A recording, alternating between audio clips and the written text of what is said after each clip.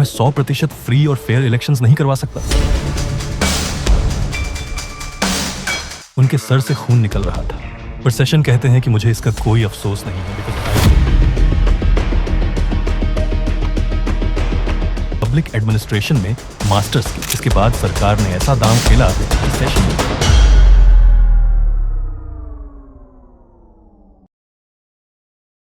अगर हमें किसी डेमोक्रेसी की स्ट्रेंथ पता करनी हो तो उसका सबसे इंपॉर्टेंट पैरामीटर है फ्री एंड फेयर इलेक्शंस।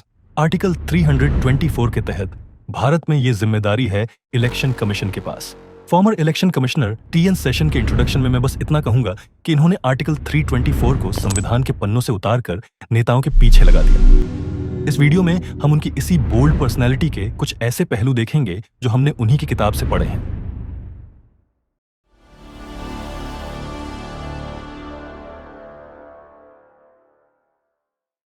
15 मई 1933 को केरला के तिरुनलई गांव में एक मिडिल क्लास घर में इनका जन्म होता है। इनके पिता टी नारायण अय्यर एक लॉयर थे और इनके नाना शेषा शास्त्रीगल एक सब मैजिस्ट्रेट थे, और इस तरह इनका नाम पड़ता है तिरुनलई नारायण सेशन यानी टीएन सेशन। सेशन ने अपनी प्राइमरी एजुकेशन बेसल इवेंजेलिकल नामक एक मिशनरी स्कूल से की थी, जहां के ये टॉपर हुआ करते थे। इन्हें रात को पढ़ना इतना पसंद था कि एक बार अपनी फाइनल एग्जाम से पहले पूरी रात पढ़ाई करके जब अगले दिन एग्जाम देने जाते हैं तो आंसर्स लिखने में इतने मग्न हो जाते हैं कि आंसर शीट की जगह क्वेश्चन पेपर सबमिट कर देते हैं और आंसर शीट अपने साथ घर ले आते हैं। स्कूल के बाद इन्होंने मद्रास क्रिश्चियन कॉलेज में फिजिक्स से बीएससी ऑनर्स किया। उसके बाद साल 1954 में इन्होंने पुलिस सर्विस की एग्जाम दी और उसमें ऑल इंडिया रैंक 1 हासिल की, लेकिन सर्विस ज्वाइन नहीं की। अगले साल सिविल सर्विसेज की एग्जाम क्रैक कर आईएएस बने और तमिलनाडु काडर ज्वाइन किया। इनके भाई लक्ष्मी नारायण ने 1946 में ही आईएएस क्रैक कर लिया था। इस बैकग्राउंड के साथ सेशन के पास एक पावरफुल और लग्जूरियस लाइफ जीने का पूरा मौका था, पर इन्होंने कुछ और चुना।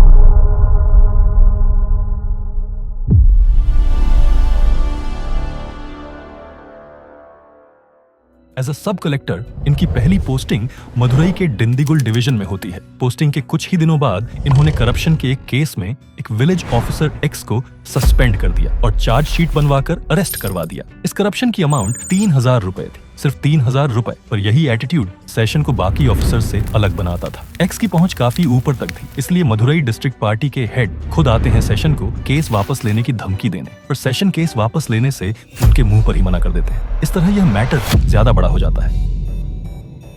उन्हीं दिनों मदुरई के वेदासंदूर इलाके में सीनियर कांग्रेस मिनिस्टर पी कक्कन का एक इवेंट होने वाला था, जिसे ऑर्गेनाइज कराने की जिम्मेदारी सेशन की थी। इवेंट के दिन कक्कन और सेशन एक ही कार में जा रहे थे, तभी कक्कन सेशन से फिर वही एक्स का केस वापस लेने के लिए बोलता है। इस पर सेशन उनसे रिटन ऑर्डर देने के लिए कहते हैं। ये सुनकर कक्कन को गुस्सा आ जाता है और वह सेशन को गाड़ी से बाहर फेंक देता है और इवेंट में अकेले ही चला जाता है। सेशन बिना कुछ बोले इवेंट की लोकेशन पर पहुंचते हैं, पर अंदर नहीं जाते हैं और बाहर खड़े सब देख रहे होते हैं। वहां कुछ ही देर में होने वाली भगदड़ को वे पहले ही भांप लेते हैं और तैयारियों में जुट जाते हैं। चूंकि इवेंट रात को था तो वहां मौजूद कम्युनिस्ट पार्टी के लोगों ने इलेक्ट्रिसिटी के वायर काट दिए, जिससे अंधेरा हो जाता है और माइक भी बंद हो जाता है। वे अचानक जोर जोर से चिल्लाने लगते हैं, सांप सांप, ताकि भगदड़ मच जाए और इसका आरोप कांग्रेस पर लग जाए। पर अगले ही सेकंड बाहर कतार में खड़ी सभी जीप की लाइट्स ऑन होती है और स्टेज पर खड़े कक्कन पर पड़ती है। माइक भी पहले से कार की बैटरी से जुड़ा था, इसलिए वह भी तुरंत ऑन हो जाता है और कक्कन भीड़ को शांत कर देता है। इवेंट खत्म होने के बाद जब कक्कन सेशन से पूछता है कि मेरे डिसरिस्पेक्ट के बाद भी तुमने ये सब इतने स्मार्टली हैंडल कैसे किया, इस पर सेशन उसे बड़े गर्व से बोलते हैं, दैट्स माई ड्यूटी, और वहां से चले जाते हैं। उनके इसी अंदाज के चलते उन्हें मद्रास ट्रांसपोर्ट डिपार्टमेंट में एक डायरेक्टर के रूप में प्रमोट कर दिया जाता है। उन दिनों गवर्नमेंट वर्कशॉप के मैकेनिक और ड्राइवर्स के बीच तनातनी चल रही थी। जल्द ही ये इतनी बढ़ जाती है कि ड्राइवर्स फुल डे स्ट्राइक कर देते हैं। सिचुएशन को देखकर सेशन को बीच में आकर नेगोशिएट करना पड़ता है। उन्हें नेगोशिएशंस में काफी परेशानी होती है, क्योंकि ना तो उन्हें बस चलानी आती थी और ना ही मैकेनिक का काम, इसलिए उसी दिन वे ऊपर से परमिशन लेकर बस सीखने चले जाते हैं। लाइसेंस बनने के बाद वे रोज सुबह 5 बजे मैथ्यू ड्राइवर को लेकर निकलते और रास्ते में जो भी बस मिलती उसे रोककर घंटों तक चलाते ताकि उसकी प्रॉब्लम्स जान सकें। इसी दौरान उन्होंने कंडक्टर और मैकेनिक का काम भी किया ताकि उनकी भी प्रॉब्लम्स जान सकें। सारी ड्राइवर और मैकेनिक कम्युनिटी हैरान थी, क्योंकि ऐसा पहले कभी किसी डायरेक्टर ने नहीं किया था। सेशन के सीनियर्स और साथी ऑफिसर्स उन्हें क्रिटिसाइज करते और कहते कि अगर बस ड्राइवर ही बनना था तो आईएएस की सीट क्यों खराब करें। पर सेशन तो आखिर सेशन थे। उन्होंने ड्राइवर्स और मैकेनिक्स के बीच में सुलह करवाई और फिर कभी ऐसा मामला सामने नहीं आया। 11 जनवरी 1965 को सेशन मदुरई के डीएम बन जाते हैं। कलेक्टर की पोस्ट को वे अपने करियर की सबसे बेहतरीन पोस्ट बताते हैं, क्योंकि कलेक्टर के पास किसी भी जरूरतमंद की मदद करने की इंस्टेंट पावर है, जो किसी और पोस्ट में नहीं है।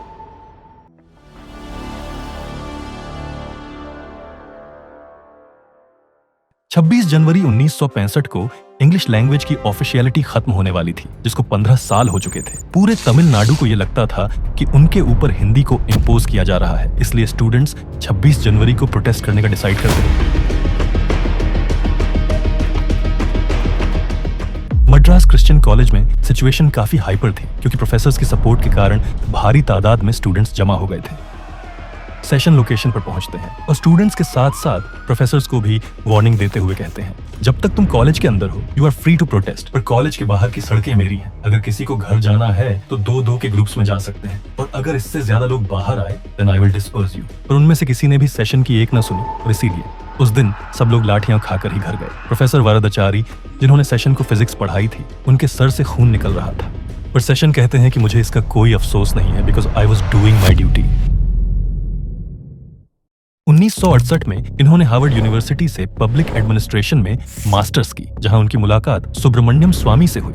बाद में एक इंटरव्यू में वे बताते हैं कि उन्हें चीफ इलेक्शन कमिश्नर बनाने का प्रस्ताव स्वामी ने ही रखा था। हार्वर्ड के बाद session department of atomic energy join करते हैं, जहां वे भारत के एक और महान व्यक्तित्व डॉक्टर विक्रम साराभाई के साथ काम करते हैं। 1980 में वे दिल्ली आते हैं और forest and wild life department में एज अ सेक्रेटरी ज्वाइन करते हैं, जहां उनके बेखौफ अंदाज को देखकर राजीव गांधी बड़े प्रभावित होते हैं और जल्द ही इन्हें अपना पर्सनल सिक्योरिटी एडवाइजर बना लेते हैं। इसके कुछ ही वर्षों बाद वे कैबिनेट सेक्रेटरी भी बन जाते हैं, पर 1989 में वीपी सिंह की सरकार बनती है और इन्हें प्लानिंग कमीशन में भेज दिया जाता है। उस समय प्लानिंग कमीशन में कोई भी काम टाइम पर नहीं होता था। वो परेशान होकर सेशन योजना भवन की सारी घड़ियां और कैलेंडर उतरवा कर डायरेक्टर के ऑफिस भिजवा देते हैं, और साथ में एक नोट लिखकर भेजते हैं कि इन सब की अब कोई जरूरत नहीं है। इस हरकत के बाद उनकी सैलरी कम कर दी जाती है और कमीशन से आइसोलेट कर दिया जाता है।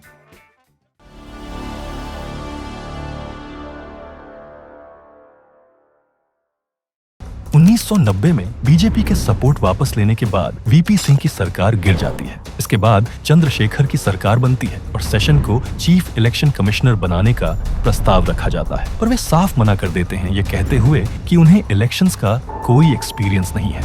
इसके बाद सुब्रमण्यम स्वामी सेशन के घर आकर उन्हें फिर से विचार करने को बोलते हैं और कुछ दिनों बाद सेशन तैयार हो जाते हैं और सीईसी की पोस्ट ज्वाइन करते हैं। चंद्रशेखर की सरकार का ये डिसीजन अपने और तमाम पॉलिटिकल पार्टीज के पैरों पर कुल्हाड़ी मारने जैसा था।